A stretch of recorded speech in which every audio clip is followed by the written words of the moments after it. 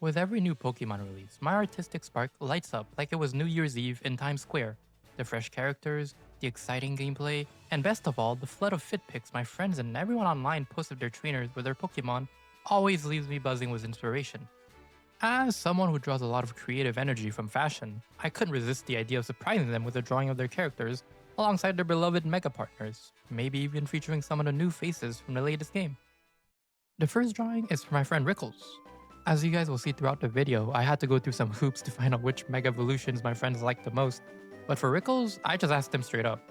Initially, I assumed it was for Alligator, considering he really likes crocodilian Pokemon, with Fuecoco being one of his favorite Pokemon ever, but to my surprise, his favorite is Mega Charizard Y. As one of the 50 forms the golden child of Pokemon has, Mega Charizard Y's existence has been under the shadow of its more popular sibling, Mega Charizard X, with its VGC dominance being the only time it's been under any form of spotlight. And that would make sense, right? Historically speaking, Shiny Charizard is one of the most, if not the most popular shinies in the franchise. There's just something about making a Pokemon all black that just attracts their general populace. Could it be the stealthier look, the edgier color palette? Who knows? Regardless, it checks out why the X version of Charizard's Megas would be the most popular. That is, if we're talking about their original color palettes. You see, when they're both in their shiny versions, Charizard X becomes Diarrhea Green, a la Dragonite, whereas Y acquires the non-Mega Shiny palette, Black and Red.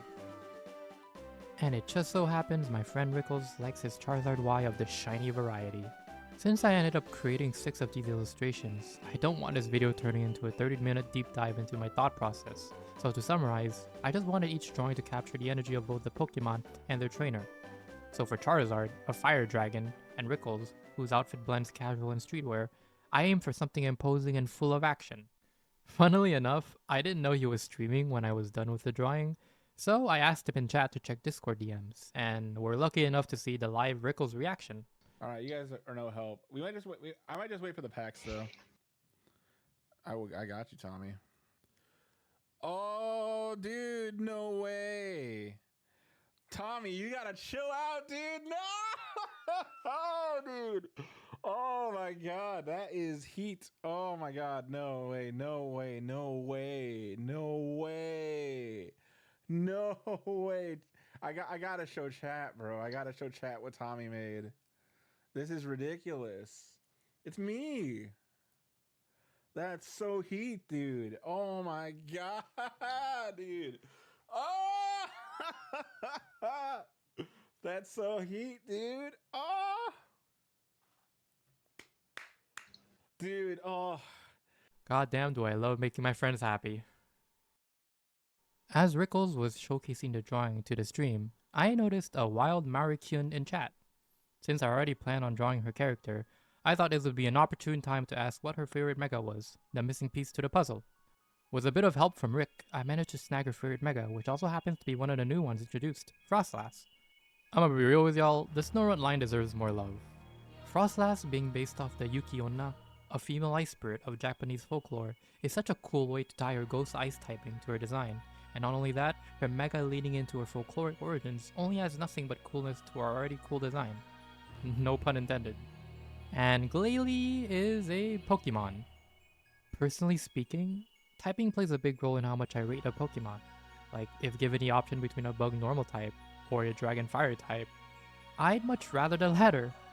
Frostlass being the first and only ghost ice type already makes me a fan, and to add on to that, my very first OC I designed is quite literally an undead demon lady with ice powers. There definitely is bias, but hey, what can you do? With the emphasis put on Frostlass's origins, I figured it's a no-brainer to lead into her ghostly appearance by making her look extra menacing with a lower camera angle. I also decided that I want the light source to illuminate the characters from below, kinda like how you would with a flashlight under your face telling horror stories. With the drawing done and a happy Mari, I'd say mission success. To segue from a ghost type to another, the next drawing I did was for my friend Nancy. My friend Nancy is someone that loves to dress up in a gothic style, and her outfit in ZA fully reflects her fashion taste. In fact, she lent me a corset that I used to wear to feel like a Victorian-era vampire named Edward Bloodluster III, sipping on his blood-laced red wine in his castle in the tall mountains. I don't know why that analogy was so specific. I felt a bit creative in the script writing, but fuck it, we'll roll with it. As for her favorite Pokemon, I believe she's briefly mentioned in the past that she likes Gengar. At least I think it was Gengar? I don't know. As one of the first ghost type introduced in the Pokédex, we are made to believe they were all scary creepy monsters like their type would imply. But the truth is, they're all silly little guys. Who here remembers the episode of the original Pokemon where they explored a Pokemon Tower in Lavender Town and are comedically haunted by a Gengar and Haunter?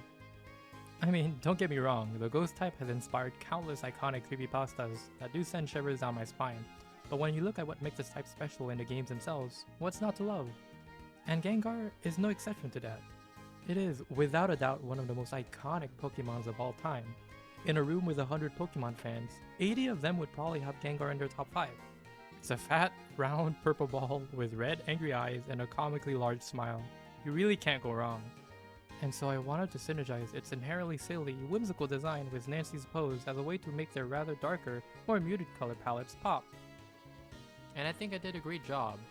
And I think I scared Nancy at first with my message, but overall, I believe she's a fan of it, which always makes me happy.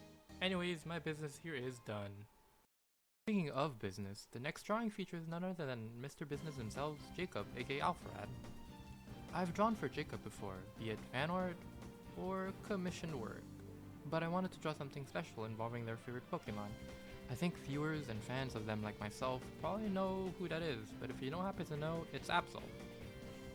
As one of the first Gen 3 Pokemon that I saw when I was a kid, specifically in the 6th Pokemon movie, the Jirachi one, holds a dear spot in my heart. I was always a Pokemon kid at heart, but I never really played the games, mainly because my brother was too scared to let a 5-year-old kid touch his precious Game Boy. My main way to consume the franchise was through the cards and the anime. But the introduction to the Hoenn region through the movie was what really started it all for me. Seeing Absol help Ash, the fight between the wild Flygon and Butler Salamence, who became and still is my favorite Pokemon ever, the grotesque form of Groudon, it truly elevated the interest I already had in the series to another level. And after years of begging, my brother reluctantly agreed to lend me his Game Boy and our copy of Pokemon Root. And let me tell you, what an absolute ride that was. I am truly fortunate to have a sibling that equally loved the franchise as much as I did, and was kind enough to let me into its world and enjoy the wonders it had to offer. I could honestly ramble on about my first playthrough of a Pokemon game. Maybe I could make a video about it, but this is about Jacob and Absol, so back on topic I go. Like I previously said, Absol holds a special place in my heart, and excluding the fact that it was part of a movie that shaped who I am today, it's just overall really freaking cool.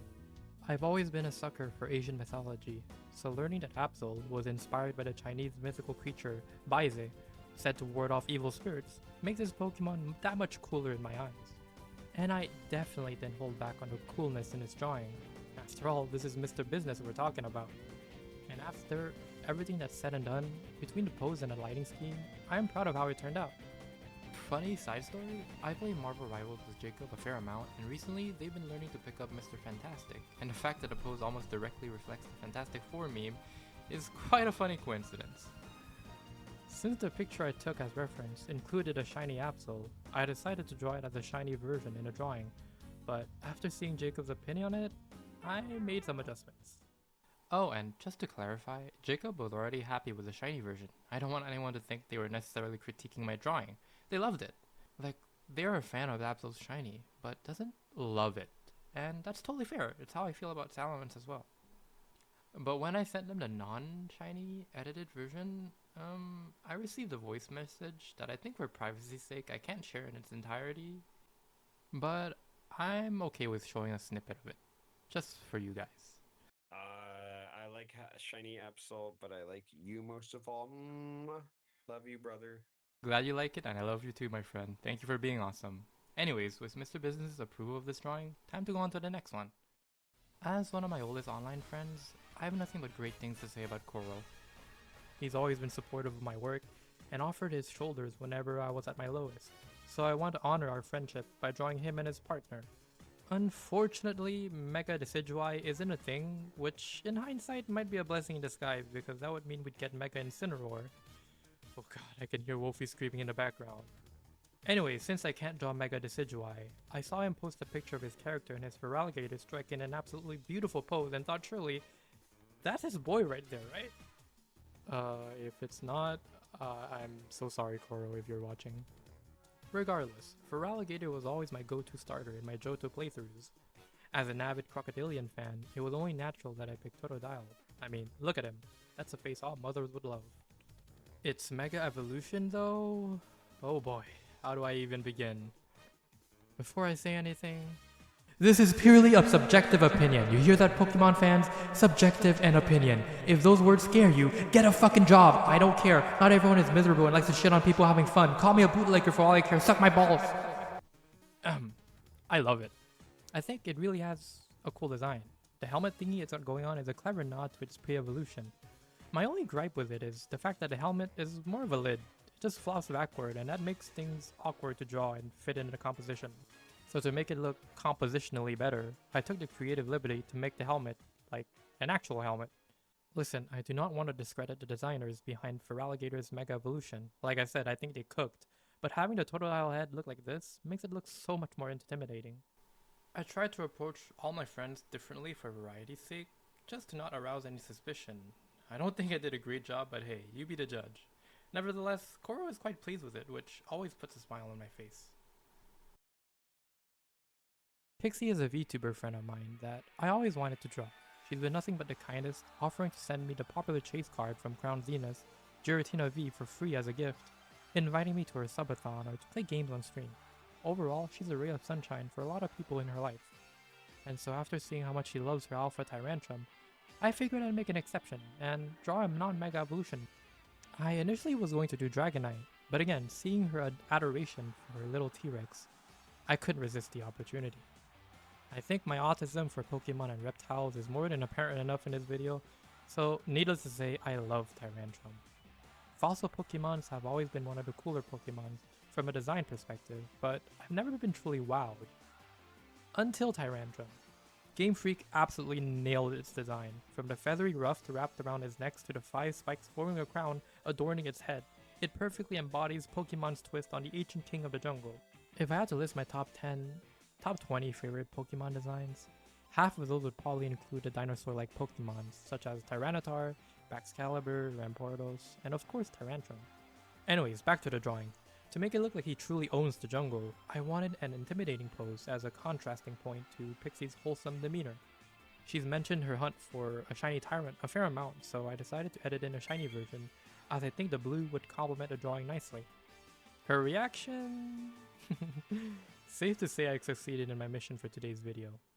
Again, making people, especially people I consider my dear friends, making them happy is one of the main reasons I'd be doing this art shit. It's all worth it for me if someone is smiling at the other side of the screen. I hope you guys liked the video. It was a grueling week of pure unadulterated drawing from me, but again, I am more than happy enough to spend those hours brightening up someone's day. This franchise holds a dear spot in my heart, and although it's gotten its fair share of criticism, I will never not be a Pokemon fan. Sure, some of the hate may be warranted, like I sure wasn't a fan of how my Switch became a portable wind turbine when I swam on that one lake in Scarlet and Violet.